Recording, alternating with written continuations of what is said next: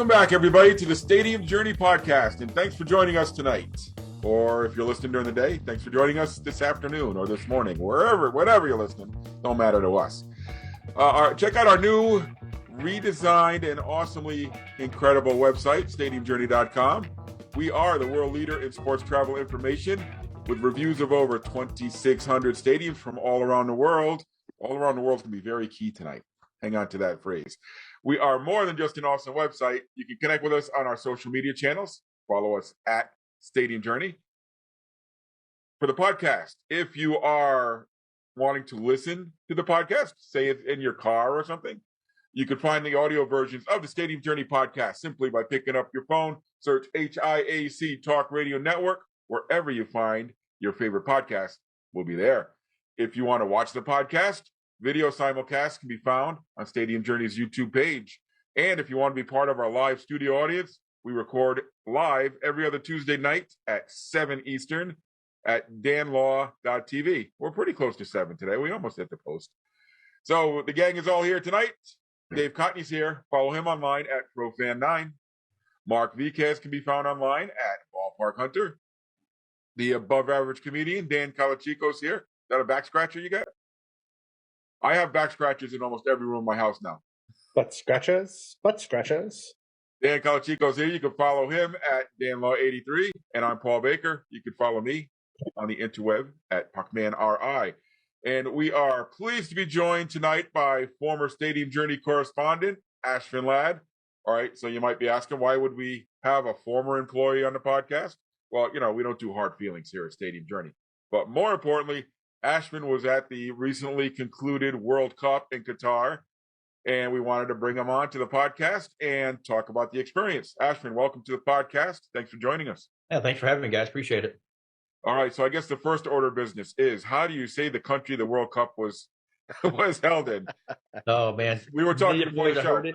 I was there for a week. I heard Qatar. I heard Qatar. I heard Qatar, the Brits a lot. A local told me is Qatar. So just kind of say Qatar, but really fast. Qatar. So that's the way I would say it here on out. But back in the States, I'll go back to Qatar. All right. So that's what we'll use. If that is widely accepted, we'll use it. We don't want to offend. So this World Cup, it was a little different. Held in the Middle East for the first time. Held in the fall. It was in the end of November, right? Am I getting that right, or was it in December? Both. Yeah, November to December. Yep. Yeah. Well, because it's like 120 degrees during the summer heat there. So give us a quick overall impression of the entire tournament experience. We'll get into it in detail in a little bit. Yeah, it was great. It was my third World Cup. I did Germany 06, Brazil 14, and this one. I think I would say anything we read beforehand going into it was way out of whack. As far as the readiness goes, they were very well prepared and very ready for fans from all over the world. The subway system was clean, was timely, was efficient. They had wayfinders all over the city, starting from the airport and all parts in between. We had a lot of volunteers everywhere, guiding people around. Very friendly staff, friendly volunteers.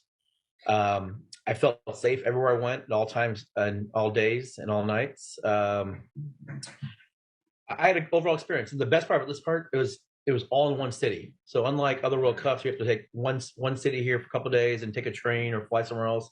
This was all in one city. So you had the whole world there for the whole month in one city, getting along. No politics, no government, no war talk. It was just about soccer and having a good time. That's what a difference from the setup that it's going to be in 4 years, huh? And it's going to be held in Canada and the U.S. and Mexico. Yeah. So going from a very compact location to I can't get more spread out, really. Yeah, I don't think you could ever done in the past or in the future, unless you have a private jet or helicopter, but to do 2 matches in one day or 3 in one day, it's going to be hard to do in 4 years or even 8 years. For those of our listeners who might not be familiar with the country of Qatar, it's in the Middle East. It's a very small country. How big is it? It's like the size of, I heard it compared to one of the states. 3 million people, if I remember correctly, and only 300,000 are actual citizens. The rest are all expats coming in from other countries. Wow, a lot of money, a lot of oil money there, though, to build all these stadiums. How many stadiums did they have in this? They had 8 stadiums. I would say I think 7 were in Doha proper, and 1 was kind of way up north. Probably about a good hour and a half drive to get there. I may have still been considered Doha up there, but I'm not quite sure. But definitely, it was quite a haul to get up there and back. And everything was built brand new specifically for the tournament, correct? It was, yeah. And 7 are still standing. 1 has already been dismantled. Are they planning to dismantle the rest of them? Yeah. I don't know. They are? I think they're going to move them to, like, some of them are going to be removable stadiums and relocated to other parts of the country. I mean, not to other nations. Yeah, 1's already on its way to Uruguay. Uruguay's hope is they're bidding on the 2030 World Cup, and they're hoping if they can like recycle a stadium, they'll give them some goodwill at FIFA. That was Stadium 974. 974, that's the one. Yeah, that's what it's called, 974. Yes, it's Qatar's country code, and it was built out of 974 shipping containers. So it's kind of a cool storyline tying with that one. It was built out of shipping containers. 974 of them. Well, I'm sorry. Before we got to the new website, there was an article up that had all the stadiums. That's right. Somebody went over there and took pictures of all the stadiums, and a couple of them I don't think were ready at that time. This was like a year before the tournament. Yeah, and I remember seeing 974, and I was like, wow, it's located portside, offers cool breezes, offer the Arabian Gulf, and will be reused as a waterfront development, housing for local community. While some of those seats will be transferred, you said to Uruguay. So, I didn't know it was going to be Uruguay, but there you go, being donated to other parts of the world. Yeah, so they're not like those. Now go to Uruguay for a match there. To be, you can't really say, and I'm the only people in the world can say they're in the same stadium in 2 different countries. No, now my goal is going to Uruguay now. So they're not like those overly, busy South African World Cup stadiums that have weeds growing up, and they're like they were just completely abandoned after the South African World Cup. Yeah, well, I mean, sorry to jump in, but part of the plan for Qatar getting the World Cup was that they were going to build reusable stadiums, and I think that was very attractive for FIFA, along with money and we all know what's attractive for FIFA. Yes, and we all have our beliefs about the Arab world, but you were over there and you saw firsthand how everything was held spot on professionally. So we can kind of agree to disagree on that, or if anybody thinks we're going to take a political post, probably not today. There's other channels you can listen to that. But if you're a visitor from another country, you felt safe.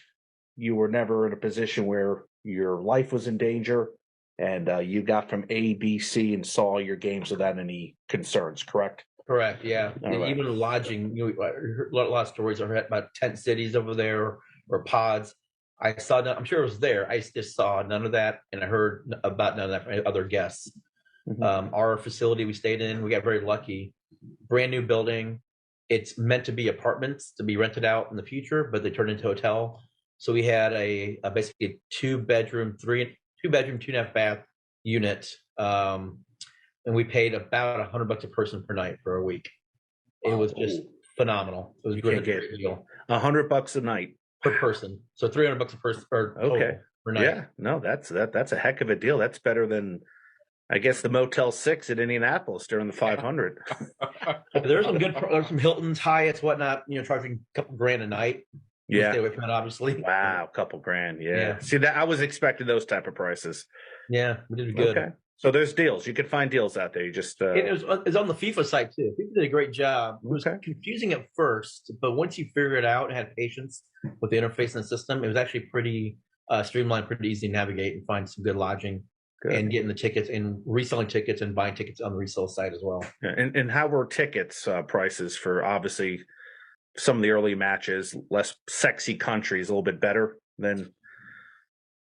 Yeah, they had 3 categories. They had 4. Category 4 for locals, which was the cheapest price point. Uh-huh. One was about $250 US equivalent. Category 2 is at $150, and then category 3 was maybe about $75. Okay. So I have mostly category 1, category 2s. And then the problem is category 1 was anywhere on the sidelines. So it could be row 1 or up top. That's category 1. So you're paying the same price if you're in the last row on the sideline or down below. Category 2 was the corners, and Cat 3 was the end lines, essentially. Yeah, so not terribly priced. Not like going to the Super Bowl. Obviously, maybe the World Cup final might have brought similar prices. And again, I don't know. But you were somebody who's willing to take the plane or travel to Qatar. Wouldn't break the bank. It would be some money you saved up and said, hey, you know what? I'm glad I did that. I got to see a major sporting event. I didn't. So my strategy, and I was with the two guys you probably know, Andrew Van Cleve and Sean McDonald. We kind of traveled together. Sean McDonald, yes. Andrew and I kind of bought us together, and I use air quotes because the way FIFA set it up was just one of my things I wasn't too fond of. You can sign up together, get tickets for the same matches, but you wouldn't sit together. So there were families who had father and sons split up. They had husband and wife split up. And good and bad, if you're a father and a son with a kid, not a good thing. People were switching. That's great. But the bad thing, you're not with your buddy. But the good thing, I'm with other people around the country. I talk to and learn about and cheer on their team, which is kind of fun. But you're able to, in the lottery, you have to pick up to 10 matches. You may not get them all, and may get some. So my strategy was all 3 U.S. matches. That's what I'm going to do. And the other 7 were the ones that were not being high demand, like Japan, Costa Rica. Don't care about that one. Yeah. I'll put my head in for that one. I would, but being that my dad's from Costa Rica, but I understand, and that would be awesome for me. I'd be like, yeah, let's go see the Ticos play all 3 times. I don't know how I would have felt after that 7-0 drubbing, but then they won like 2. They beat Japan 2-1. They beat Japan 1-0. It was great. But like Germany, or like I would say Mexico, Argentina, there's no way I'm getting that one. That's gonna be a high demand one. A lot of people are trying to get that one. So I got the 7 I didn't care about. I got the best one was probably Germany, Croatia, that matchup, Germany, Canada, or Germany, Japan was probably the best matchup. Japan for the 7. I didn't get any of the US ones, but what FIFA did was the night before matches, in the middle of the night, and they didn't announce it, people found out randomly, they'd release more tickets. So night before US England, I went on them I don't know, 6 a.m., 5 a.m., and snagged one at midfield for USA England the morning of, which was great, at face value on the normal ticketing site, which was great. So I was excited. I got one USA match. I was happy. It's the one I cared about. Even though it was a 0-0 draw, I was so happy I was there for that one. Oh, yeah, definitely. Support your country. Who wouldn't want to see that? Right. So was all the when you were talking about the subway and getting around and all that kind of stuff, was all that infrastructure new as well? It looked very new, yeah. Built for the World Cup? Built for the World Cup, yep. And they built the subway stops right by the station or the stadiums. Well, they had plenty of time to plan for it, right? So, yep. Been 12 years, right? It's been a while. Yeah, because they announced Russia and Qatar at the same time. Plus an extra. They had like an extra year. Was it a year or 2 years? Because it got pushed back because of COVID too, did it not? No, it was 2022 the whole time. Oh, I think it got pushed back from the spring or summer to the fall, but that's what it was. Yeah, from July to November, December.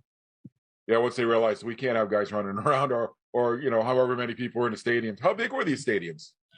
I would say between 40,000 to 90,000. The 90,000 one I didn't go to. That's where they held the finals. I think that was in Lusail, which they I went up there just to check it out. But I didn't go to a match there. But they built up a brand new neighborhood, essentially, brand new district. It was beautiful, shops, restaurants, and then the stadium. Look at that! Even Qatar's in the live, work, play stadium race now. Yeah, they are. Did one question I want to ask you about, I mean, I'm trying to wrap my mind around recyclable stadiums. Did it feel like you were in a temporary facility, or did it feel like a permanent, regular thing? It depends what part of the stadium you were. Some felt pretty permanent. Some felt like it was like an add-on, like you were expanding for like a major event. Okay. But the seating, one thing they did, I wish we'd do it here now, looking back, there were no armrests in the seats. So you had more room to spread out. Amen to that. Yeah, the armrests really make you tight. Here, it's like it was great. No one felt tight at all. In their normal seats, Just no armrests. It was great. Good Absolutely. design. Yeah, let's start talking about that, huh? I know, especially when you get the armrest with the cup holder on the end of the armrest. Yeah. You can't squeeze I can't squeeze my fat ass into the seats anymore. I got to kind of slide in this way. Freedom Hall. You would have hated Freedom Hall. I was at the Giant Center a couple weeks ago, man. It was horrible. I got bruises on both sides of my legs from the cup holders. So, Ashvin, how would you have compared? So you said you were in Germany, in Brazil. How would you have compared this this World Cup? Let's say like how it was put together, how it was organized versus the other two. Hard to say for Brazil. I only went for the semifinals, so it's just like 2 nights, basically in and out, an overnight bus. So I've compared it to Germany, and I would say again, it was different. You're not going to Munich for a day, sightseeing, going to a match, and then heading out to the next city. It's there, and you want to take advantage of all the soccer you can. So you're trying to hustle around to do not just 1 match, but 2 matches, maybe 3 matches in a day. So it makes for long days and long nights. When your last match is at 10 p.m., gets out at midnight, and you're still maybe 2 hours away from getting home, it makes for a very long day. But it was a fun day because there was still time in the mornings to see the city, see your neighborhoods, kind of do a little sightseeing. But it was definitely exhausting to try and get as much soccer as you can. And I would say FIFA, and again, this is just basically just with technology and just going along years going on, FIFA resale platform, unlike past ones where you buy on StubHub and they have high markups, FIFA controlled the resale market here. You couldn't buy anything on StubHub or Ticketmaster, for example, and there was no markup. So if I sold 1 ticket, I need a day off, so I sold 1 of my tickets on the FIFA platform. I lost 5% on that, but there was no markup to the buyer. The buyer was seeing basically the face value of what they would have bought from a normal site, which is great. You didn't have that in the past World Cups. Fans are getting gouged left and right on pricing. So for that I applaud FIFA on keeping it very, call it equitable for everybody. So are you saying that Taylor Swift needs to start selling her tickets through FIFA? FIFA and Bruce Springsteen too. Well, with my experience at the Winter Classic last week, yeah, same thing. Yeah, or like any major league, National Football League hockey. Yeah, it's amazing the markup values and the fees. You buy a ticket for $20 and you're paying $45 for it. You're like, what the heck? Yeah. Where did all this come from? Yeah. You guys got it easy, man. Try doing that plus adding an exchange rate to it. Oh. Hey, tickpick.com. They don't charge you fees, so. So they do. They just don't tell you what they are. Yeah. What's that? It was 3.6 to 1 exchange rate. So if you want to be like Andrew and do 3 matches in a day, Uber was so cheap. He was hustling around Ubers, get from match to match to match, to get around. If you don't want to do the subway, the exchange rate was great. Things are cheap as it was over there, but with that 3-to-1 exchange rate, made it even cheaper, which is great. And no alcohol, right? No alcohol in the stadium. There's alcohol in the Fan Fest, just okay. Budweiser. It was like 15. I'd say 15 equivalent US dollars for maybe a 24 ouncer. How much for how many ounces? 24 ounces about. Oh, good. $15. Yeah, not for Budweiser. Fest, only Budweiser, and it wasn't that. And there was no limits. People were walking away with 4 or 5 Budweiser glasses in their hands. It wasn't like over here was 2 per person. And then the hotel bars had you could buy alcohol there as well. Definitely marked up. I had a Heineken, maybe about a 60-ounce Heineken for I think $15 as well. So definitely took advantage of expats over there. But yeah, well that's where they make their money. We'll give you cheap Uber, cheap hotel. We're gonna charge you $15 for that Budweiser. Right. you could get it, and there are definitely lines out the doors for hotels and for those bars to get in during matches. Mm-hmm. The bad part is they allow smoking in there as well. So if you're used to like Illinois or most of America now, where you don't have indoor smoking, and it's a shock to the system. Yeah, no, I agree with you because Shelbyville, Indiana, you could apparently still smoke in the bars and in restaurants. And I walked into a bar and I walked back out 5 minutes later, and I smelled like I was still smoking. Like I forgot what that smell was like. Yeah. And there was a time when I was an advocate. Let people smoke in the bar or if they want to. Yeah. No, you're right. I can imagine what that smelled like. And it gets on your beard and it gets on your clothes and you come home. Your eyes are all bloodshot now. Your wife is like, "Have you been smoking? I thought you quit." I go, "No, I was in Shelbyville." Oh, yeah, that explains it. Wait, there's actually a town called Shelbyville? Shelbyville, yes. And parts of of where I live, parts of this county, people say that there's some bars you can smoke in still, which I find kind of odd. It's I think they were still smoking in Freedom Hall. Oh yeah. Yeah, I can see that. That could have been residual smoke from the 70s in that place. Yeah, who's going to stop that? Or they haven't changed like the air filters in that joint. No, that place looks like it's 40 years out of date. I know people grew up and loved that place. I guess with 20,000 Cardinal fans, it's a different experience. But that's the first thing I felt when I walked in there. I was like, it smells like really old cigarettes. Yeah, kind of like the Kalamazoo Event Center up in Michigan. Oh yeah, yeah. Anyway. I was there. I wanted to take one of those banners on the wall and move it and just see if the wall was permanently. No, you're absolutely right. I want to see if there's like a smoke ring around it. Yeah. Back to the World Cup. On task. So when you're at a World Cup, I guess you've got like this huge conglomerate of all people from all over the place. So how can you, I mean, and maybe this is way overgeneralizing, but I mean, we saw the stuff on television about like the Japanese fans who would go and they would pick up all the garbage in the stadium after. Like, how were the fans different, from nation to nation to nation, or were they that different?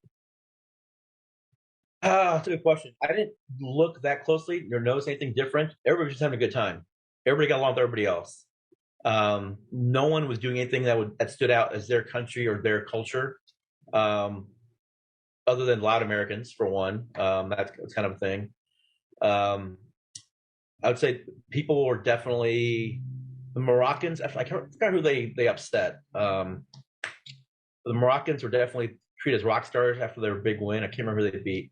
But everybody's high-fiving them in the streets, on the buses, and the subways, and they won't even set if like a rock star right now. The Moroccans beat Belgium.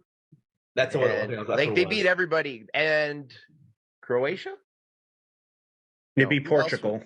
Who else was in that group? They beat everybody in that group. They beat Spain, right? Did they beat Spain the round? They're legendary. They beat everybody. Yeah, everybody, except when it mattered. Didn't they make the semifinals? They lost to France. Yeah, that's right. They beat Canada, and I did. Yeah. Wow. Yeah, they won that group. Yeah, they were kicking butt. Yeah, but nobody really stood out as far as this is what the Canadians do. This is what the Brits do. It's just everybody's just there, integrating, socializing. That's awesome. Especially they're I forget what it's called now. There's a big marketplace, well-known market area, outdoors, a lot of restaurants outdoors. A lot of game watches in that area too. People just getting along, having a great time. I would say there were people buying each other beers, but there's no alcohol allowed there. But I think if it would have, people would have been doing that easily. And that was easily. That was a kind of last minute, maybe not a last second decision, but a last second kind of announcement, wasn't it? That you couldn't. Yeah. They had kegs and kegs and kegs of Budweiser. They're sitting there. No, it's going about the way. Now you said you went to the Japan Costa Rica game. I did, yeah. How were the Costa Ricans there? Because I've watched international games of Costa Rica in the United States, and there seems to be very little Ticos out there. I didn't see anybody at all. From Costa Rica? I was rooting for you guys. I went to Costa Rica last year, so I made a few friends down there. I was rooting for them. Nice. There were a couple Central American people that are sitting next to me rooting for Costa Rica, and so I was rooting for Costa Rica as well with them. But they don't have a fan base. I saw them play Honduras and Guatemala, and they're all out there. And then Mexico came to play the second game. Just little pockets of Costa Ricans. We just don't travel. I mean, maybe the biggest fan base I saw were the Mexicans by far. I can see that. Definitely. They were huge. The Brazilians were huge. Americans were well represented. Canadians were out there a lot too. Oh, I was there for Canada's first World Cup goal. It was great. There you I was so go. excited for you guys. People around me were literally in tears after that first goal. It's been I a was so while. happy for you guys. I was there for Alfonso historic moment. Davies. That's why I'm wearing this hat. It's been a And Sean while. was there too. Sean's whole goal was to see Canada's first goal. He didn't have tickets to any Canada match, and he scalped one somehow to get in. So I was happy for him as well.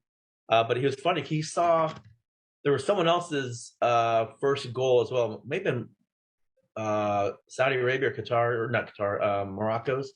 He's like, I'm gonna be very upset if I saw some other country's first goal and not Canada's. Mm-hmm. Well, didn't the Saudis had some big, huge upset early on, and didn't they? Like, didn't the Saudi prince say he was going to buy everybody on the team a Rolls Royce? They beat Argentina. Yeah, they got a Rolls Royce. Yeah, that was Argentina was upset the first game, just like against Cameroon in 1990. But yeah, Argentina sometimes drops those first games to these unexpected countries. But that's what you love to see. You love to see World Cup shockers. A tiny country just beating a world giant. That's what makes it fun. But unless you're a fan of that team getting beat, but you know what I mean. I was hoping for the Americans to put on a better show, but they're young, and hopefully with 4 years from now, maybe 8, we'll see a little different story. But that when you bring up the fact that you can get to some, these stadiums were not that far from one another, it reminded me of when the NCAA held the Final Four at Indianapolis in 2020. You had Butler, you had downtown Indy, 2 venues. You had IUPUI was, I guess you had the fairgrounds. So you had 4 venues in Indianapolis to get to, which were easily accessible. Then you had some games in Purdue and maybe Bloomington. But that was amazing because you had the whole country coming here to watch their college team. And it was this excitement. You saw the Rutgers fans and the Hartford fans. There were a few out there. Butler fans were out there and Baylor. And here it is probably projected at like 100 times greater in Qatar. So you said you went to 2 stadiums. That was your max. Did you do 3? Andrew did 3. Andrew, and so you said the furthest gap was an hour and a half between about an hour and a half drive. Yeah, about 3. Okay, it was a $30 Uber ride each way, which is great. But they're all compact. That was one that was kind of an outlier to get up there. Yeah, but most of them were within 30 minutes of each other. One was like maybe a 40-minute walk from where we're staying, and then the rest were 15-20-minute Uber rides away. Yeah, that's like spring training in Phoenix as well, the area. Which see, that's kind of a great concept. I wonder if we would see something like that in the future with a small. It would have to probably be a small country that says, "Hey, we're just going to host the World Cup in 6 different stadiums, all within not walking distance, all within reasonable distance to make it easier on everybody." That's an interesting concept to see. But here's kind of the contrary to that. It'll take a lot of money. At sort of the stage, and that's it, the money factor, right? So in the next World Cup, you don't have to build a whole whack of infrastructure, right? Like, so you gotta throw some dirt in some of these turf stadiums and put down some grass. Big deal, right? But you look at the Olympics. They're having trouble finding countries to to apply. Right. Well, look what happened to Sochi. It's now like, Paris, are you still in? You Paris and Los Angeles. Is it anybody else? Is there anyone else? Anyone? No. Like that. And I think South Africa was a lesson, right? That it's so much money to build those stadiums, but what's the plan after? And how are you going to make that work? Or are you just like totally just throwing money down the tubes? And it sure looked like some of those stadiums, which haven't been touched since, are a big waste of money. And can you afford to do that? Right. I think Qatar can afford to do that. They have a lot of oil money there. Nothing. A rich country like Qatar would have to pull that off. Yeah, it's easier said than done. So, how prevalent were the locals? Like, obviously, you saw them in working in all of these places, but like, did you see a a lot of locals, or like in the facilities, taking part, like fans like everybody else? Or Yeah, I didn't at all. That's a good question. I didn't. I noticed that right away because they had the cheapest price point to get in, maybe about $30 at US to get in. They had their own little section, and it was always empty. And I went to 8 matches. I saw no Qatari people at all. Now I saw a lot of people. I saw a lot of Middle Easterners, but I didn't think they were locals though. So they had definitely prime seats in boxes and suites and whatnot. Not with the people like me. And I asked one Uber driver, why is that? Because you did all this work to get the World Cup here, and no locals are going there. He just said we're all busy working because it's during the day. It's first match was like at 1:00, and then 4:00, and then 7:00, and then 10:00.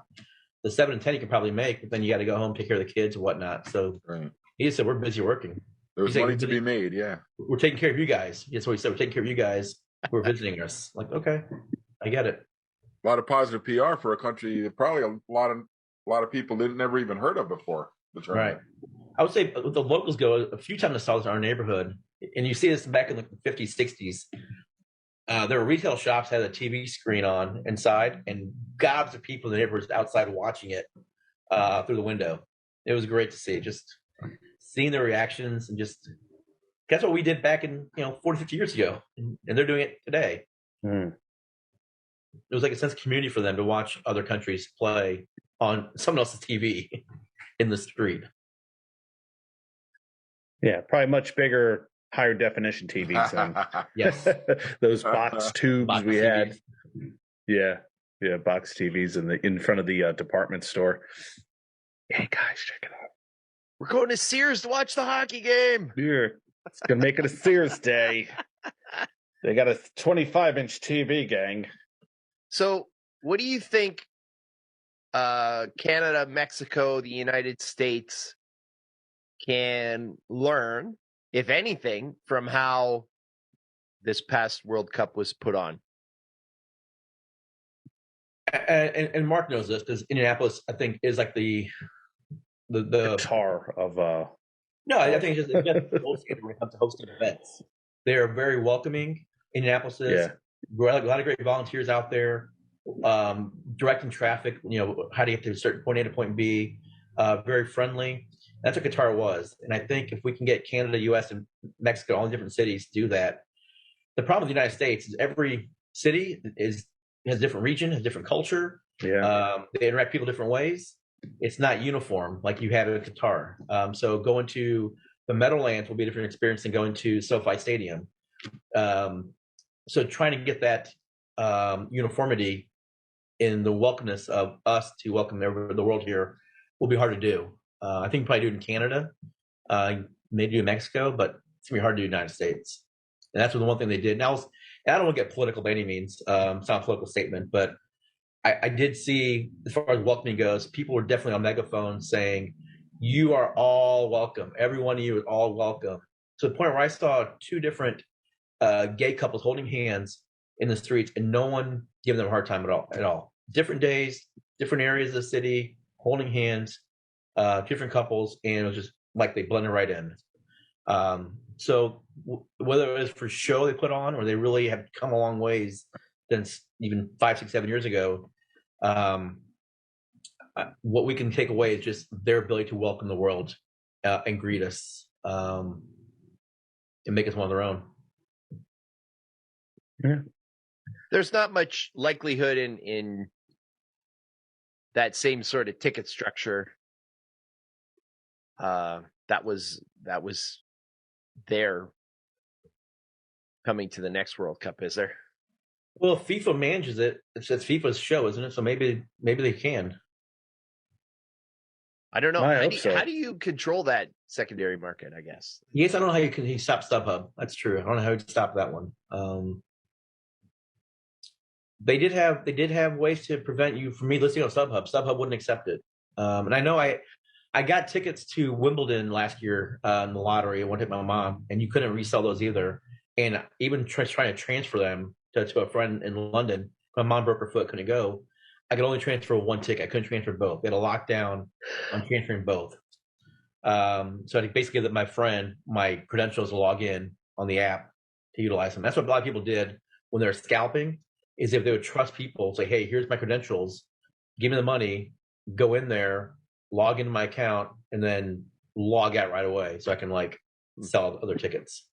We ran into something, I mean, not maybe a little bit similar when we were in Dallas. We wanted to buy Stars tickets, and there were 7 of us. It was my family and my sister-in-law, and my nephews.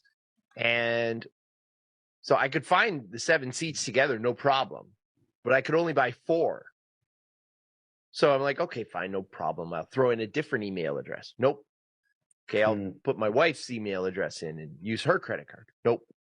Right? Like, so I ended up having to call my sister-in-law and say, hey, go on Ticketmaster, buy these 3 seats. They're there right now. Get these 3 seats. Pain in a butt to get tickets. Wow. And they're still available. That's good.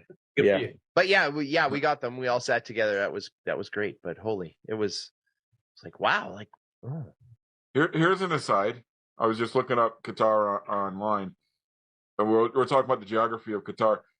If it was a United States state, it would be the 49th largest state. It's just a little smaller than Connecticut. I was going to say give you an idea how big it is. I was going to say Connecticut. Like, I think it's that size. That's amazing. I think that's area or population, area-wise, maybe. Area-wise, yeah. So you could fit it inside the Cowboys Stadium, is what you're saying.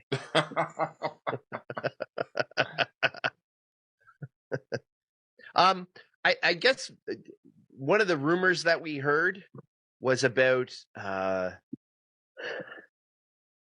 falsifying fans. That there were local situations where they brought in a bunch of guys from, I don't know, people were saying India or whatever, and they were being representative of certain fans. You didn't see anything like that, or no, not at all. That was just a weird thing that I don't know. Yeah, it's kind of weird. I didn't hear that at all from anybody. I didn't either. I don't know why you do that. Why would you do that?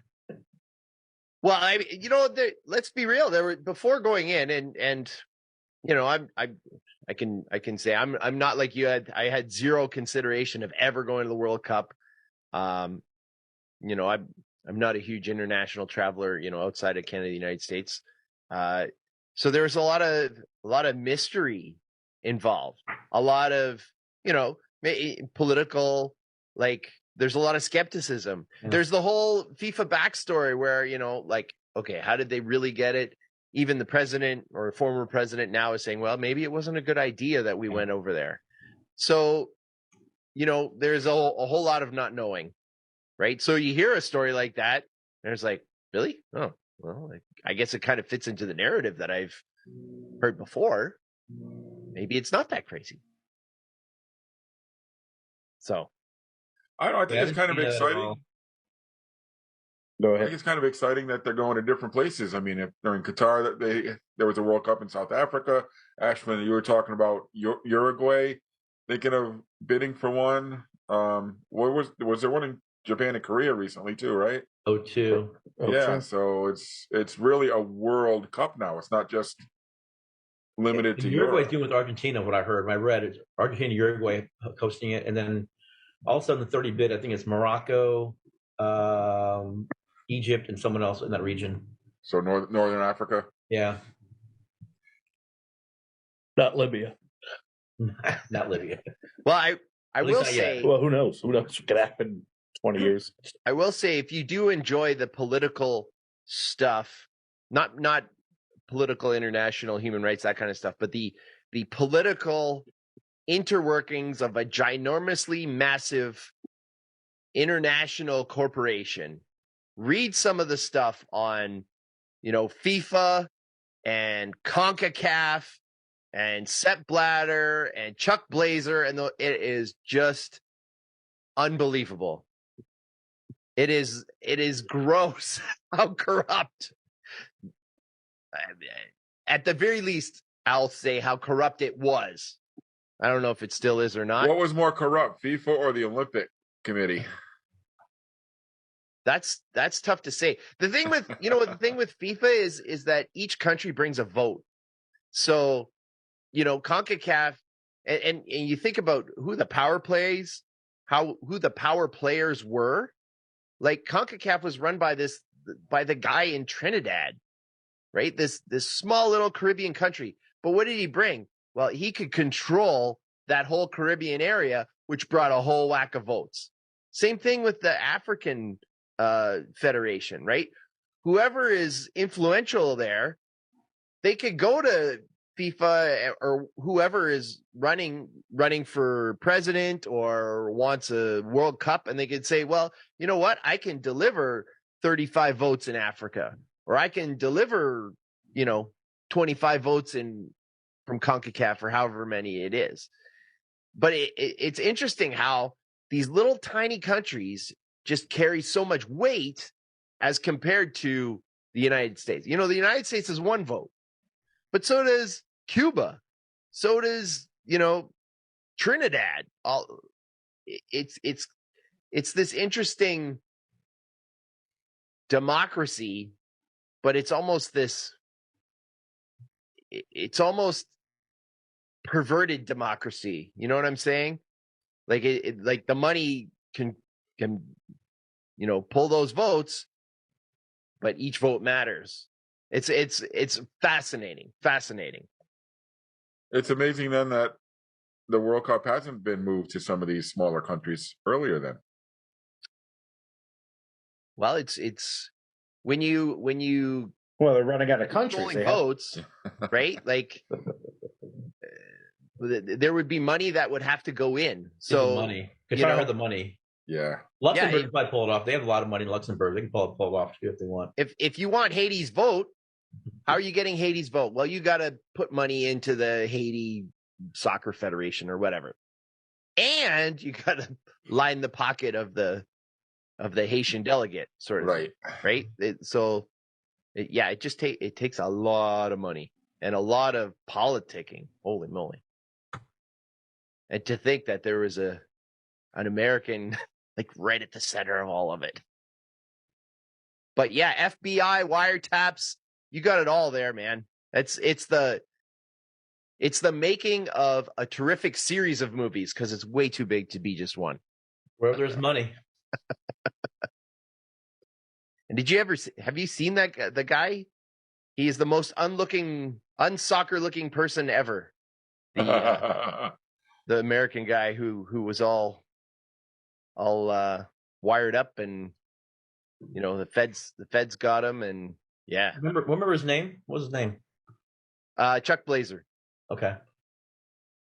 Yep, taken down by a few accountants. Hey, where's this guy getting all this money?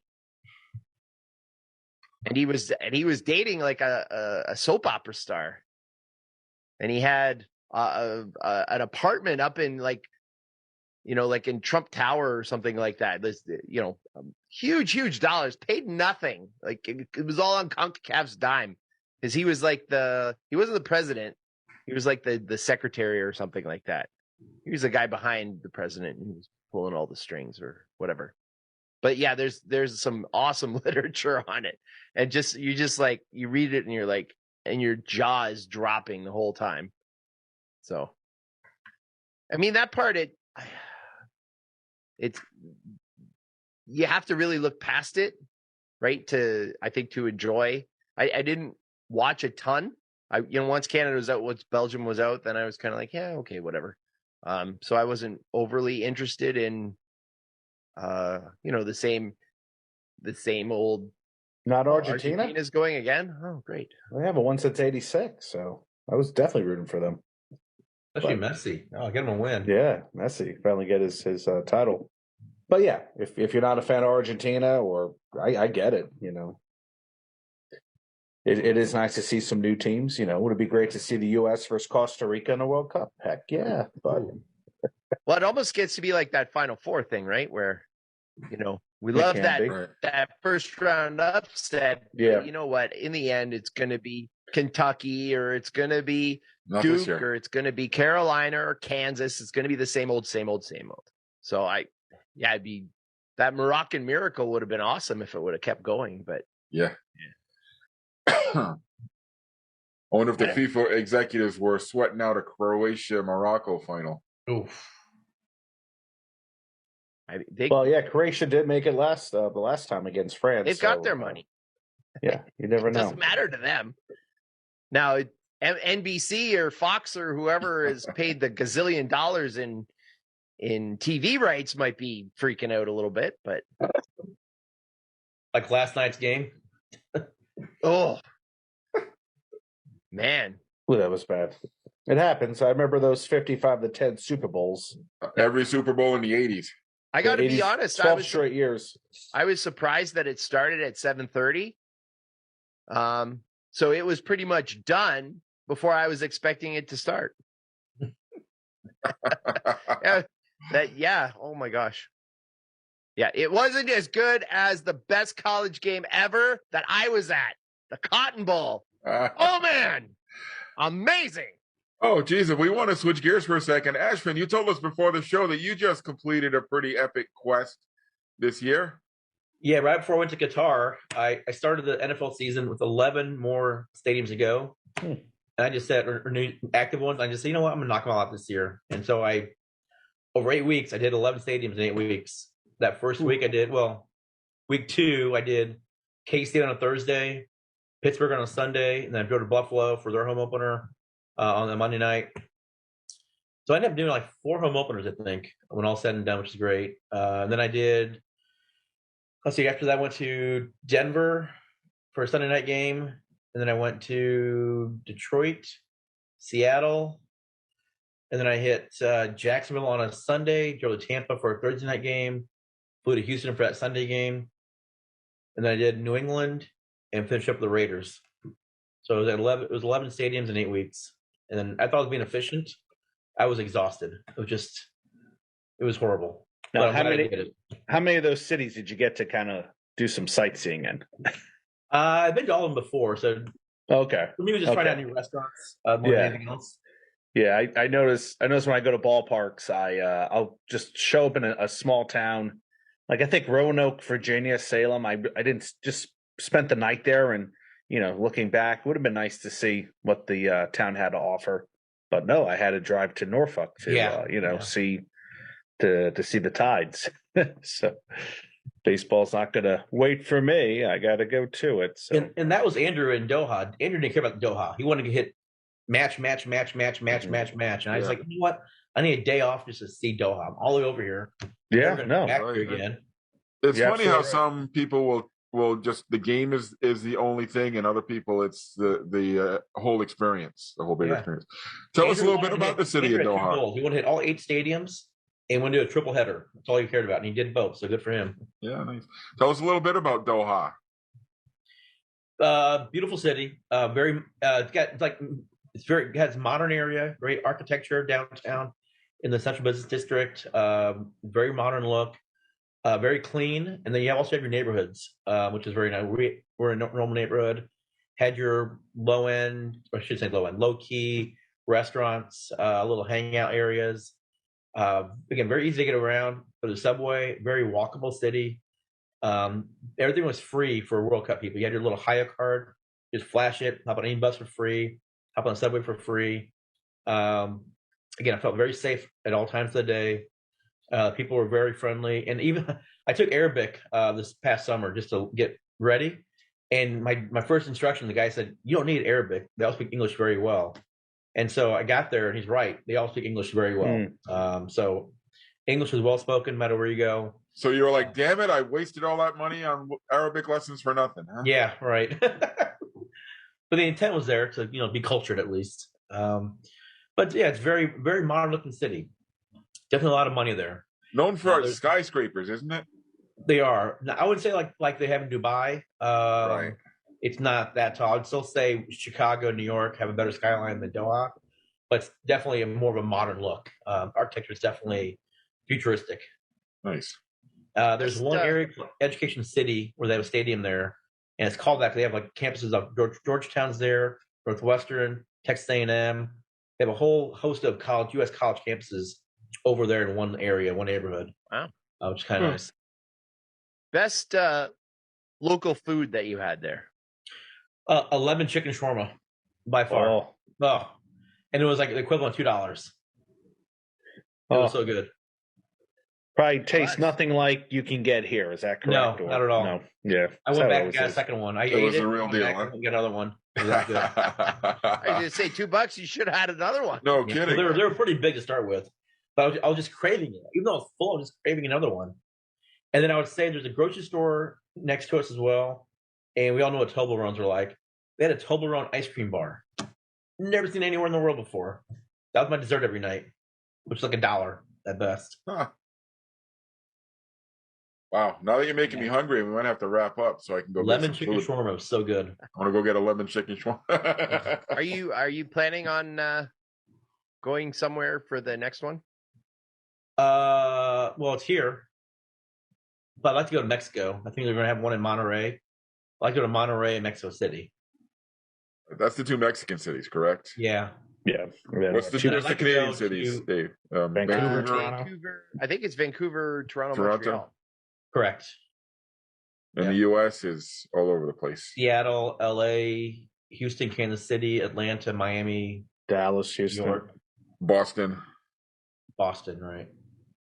So I Des do want to go Moines. to MetLife Stadium for the finals. I've been to semis, never been to finals, been opening rounds, the group stage. So that's my goal now. Next time, Monterey, Mexico City, East Rutherford. So we'll book you for January of 2027 then for you to come back on the show. Sure. France Well, versus that would be during Argentina. this. That'd be Actually, during yeah, the that summer. would be in the summer. Yeah, so maybe like August. Yeah. Yeah. Oh, so I guess that's where we'll wrap it up for tonight. I want to thank everybody who watched or listened to the podcast. Ashvin, thanks for coming. And thanks for having me. love talking about it. So Dan, where can our listeners follow your stadium journeys online? Oh, that's it. Oh, Dan Line 3. Mark, how about you? You got any plans for the next couple of weeks? And where can our listeners follow your adventures? Yeah, I'm gonna check out some high school basketball gyms that I haven't seen yet here in Indiana. I think the Winchester Fieldhouse. Everybody says that's a classic old school place. And in February, I'm gonna go to Xavier in Cincinnati to see some college hoops, and also try to make it to Butler to see them play Seton Hall at the end of the month. So it's gonna be like a basketball type of month for me, as I stay warm or try to stay, off the heat, because today was like 50 degrees here in Indy. Follow me at Ballpark Hunter at YouTube. I have a YouTube channel. Everybody subscribe. Great content every Monday and Thursday. You can also follow me on Twitter and Instagram and TikTok. So just give me a shout out and I'll respond. Yeah, I do I say I do TikTok, but I really don't do TikTok. Mark does those little dances. It's there. Flashes. I try to do the Also, he's in Wednesday a bikini. dance. Yeah, I'll do the Wednesday dance, but it looks foolish on me. Dave, where can our listeners follow you, and where are you heading? Well, after the Christmas break, I'm not allowed to go to games anymore. You want to tell the folks listening where you just went for the past week and a half? Oh, week and a half. Oh, it was epic. It was epic. You actually told me, you messaged me at one point. You said, "This is the best trip I've ever taken." Wow. It was pretty awesome. So yeah, we spent the week in Dallas. It was our first trip to Texas at all, for the most part. Now Jackson and I drove down, so you hit stuff on the way down, you hit stuff on the way back. So we hit Oklahoma City Thunder, TCU basketball, Dallas Mavericks, UT Arlington basketball, Dallas Stars, SMU basketball, the Cotton Bowl. Shout out to our buddy Mike Davis. Thanks for the upgrade. Cotton Bowl was amazing. Best game ever. Arkansas basketball, Bellarmine basketball, and then when I got home, I had to go to Laurier basketball. You didn't even mention the rodeo you went to. And the rodeo, yes. I got to say, you know what? Anybody who feels guilty about watching football because, it's violent and whatnot, watch a good half hour of bull riding. That everybody gets hurt in bull riding. Oh my gosh. People's bodies were not meant to slam into the ground on those angles at such a velocity from such a height. Or be stabbed by bullhorns and stuff. Yeah. But apparently Brazil, the guy who won, oh no, he didn't win. He came in second. He was like ancient for bull riding. He was 46, Brazilian. Apparently, Brazilians are amazing at bull riding. So anyway, but yeah, that was an epic trip. But no, I do have stuff coming up. It's all local though. Kitchener Rangers, Laurier hockey and basketball. Not all local, I guess. The Frosty Mug. Here's a sign that COVID is past, so I get to go to the Frosty Mug again, where Laurier plays Guelph at the Sleeman Center, where the Guelph Storm play. And the dad's Christmas present. I'm taking the dads to Buffalo for the Sabres. So you can follow all that and backtrack and see the epic trip on Instagram and Twitter at ProFan9. Ashvin, I forgot to ask you if you wanted to promote your social media presence for our listeners, if you do, or you got anything exciting coming up after an NFL trip and a World Cup trip? And an Army Navy trip. That was last minute too. I found out I was going to be last one in Philly for a while, so I jetted out to Philly for that game. Nice. But yeah, thank you. Ashvin Lad on Twitter and Instagram, just at Ashvin Lad, first and last name, nothing else. I've got a TikTok account also, but I don't ever use it. It's more for entertainment purposes only. That's Ashvin Lad 1. And I'm going to India next week. I'm going to catch FC Mumbai February 4th. You said India playing. People, not Indiana. India. Now, will you be doing a review for Stadium Journey? I don't think we have one from India. No, I did. So I did a couple in the past. I did Chicago Dogs was one. I remember. Chicago Dogs, Wintrust. I did another soccer one in India, and a cricket stadium in Pune in India as well. But I just couldn't do it anymore. I want to go to enjoy games. It's a lot of work getting there early and scouting things out. I just want to sit there and enjoy. So I apologize. If you're doing it right, it's a lot of work. You're right. I had to bow out. Couldn't do it. What? You just sit and watch the games? What are you talking about? Watch the games. Mark's been to 1,000 places and never watched a game. No, I eat the food too. Eat the food. Yeah. No, I move around, but I've always done that. That's the thing with me. I've always moved around, even before Stadium Journey. So maybe I didn't realize that was a problem for people. I was like, well, but yeah, people just want to watch the game. They want to keep score. I mean, I sometimes meet up with some baseball folks. Wow, like they keep score. I used to do that. I have no problem. No, I like keeping score. I just can't sit still. Maybe I will test. Maybe I'll make a video of me keeping score this year. I'll see if I can sit down and watch the whole game. What do you? I do that sometimes. Put the over/under on 2 innings on that. When I'm with family members. When I went to the Astros game this year in Houston, I was with my cousin and their kids. So yes, I actually did stay and watch that game. So that it can happen. Rarely, but I don't know. I can sympathize between Stadium Journey and all my PA stuff. I can't sit still and watch a game anymore, or put a microphone in front of me. I have to sit still. But other than that, yeah, I'm all over the place too. Yeah. For me, where am I heading? I got a lot of PA stuff, man. January, I got 25 games I'm doing PA for this month. Oof. So a lot of UMass Dartmouth, a lot of Brown this month, a lot of where else do I work? Boston Pride this month. And I'm squeezing in a couple of Stadium Journey visits this month too. Doing our first visit to Stonehill basketball as they moved up to Division I. Heading back up to Boston University for basketball. I think I'm heading to Northeastern for basketball. I've already been up there for hockey. So yeah, January is a busy month for me. You can follow my travels, my Stadium Journeys on Twitter or Instagram at PuckmanRI. I do have a TikTok thing too, but like you, Ashvin, it's entertainment only. Remember, everybody, you can find all of our 2,600 stadium. Well, not all of them. We're moving them all over from the old site to the new site, but they're coming. We're working hard. They're on www.stadiumjourney.com. Connect with us on social media channels at Stadium Journey. Remember, you can find the audio versions of the Stadium Journey podcast by searching HIAC Talk Radio Network wherever you look for your favorite podcasts. Video simulcasts of all our podcasts can be found on our YouTube page. Join us, be part of the live studio audience every other Tuesday night at 7 Eastern at danlaw.tv. We will be back in 2 weeks on January 24th. We're going international again. We're going to be joined by Shane Belter from JapanBall.com. We're going to talk some Japanese baseball. So we're going from Qatar to Tokyo. Love it, man. I love it. As always, thanks everyone for your support. Thanks for tuning in. Ashvin, thanks for joining us tonight. Thank you guys. For Dan, Mark, and Dave, this is Paul wishing you all safe stadium journeys, he tried to say, and close games. Hope to see you on the road real soon. Be safe out there.